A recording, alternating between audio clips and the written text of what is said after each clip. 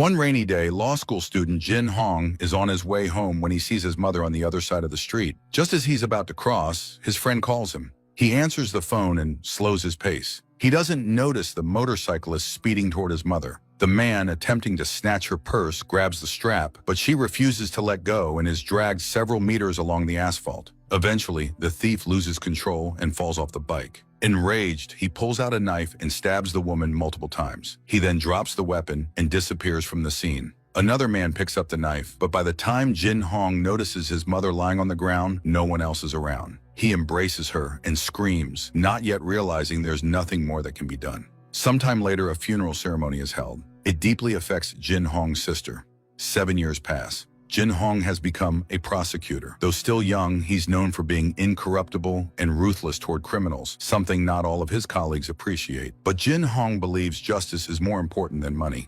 After a court hearing, he sees 11 missed calls from his sister. When he calls her back, she tells him something unbelievable. Their mother has returned and is sitting beside her watching TV. On his way home, Jin Hong calls a doctor to arrange treatment, suspecting that her medication has stopped working. But when he arrives, he really does see his mother, alive and seemingly healthy. As soon as she sees him, she rushes into the kitchen to cook, knowing her beloved son must be hungry. Suddenly, a local pastor enters with several parishioners who've heard of the miracle. They pray and joyfully greet the woman. Some ask if she saw Christ and what he looks like. Jin Hong tries to remind them that his mother had died.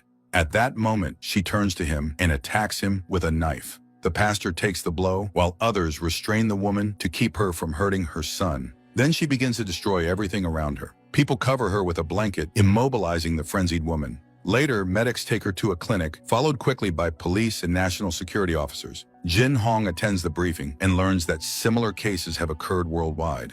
Victims of unsolved murders have come back to life. They explain how they died and reveal where their bodies are buried. But more importantly, they hunt down and kill their murderers, after which their own bodies vanish in flames. These resurrected victims only appear when the killer escaped punishment.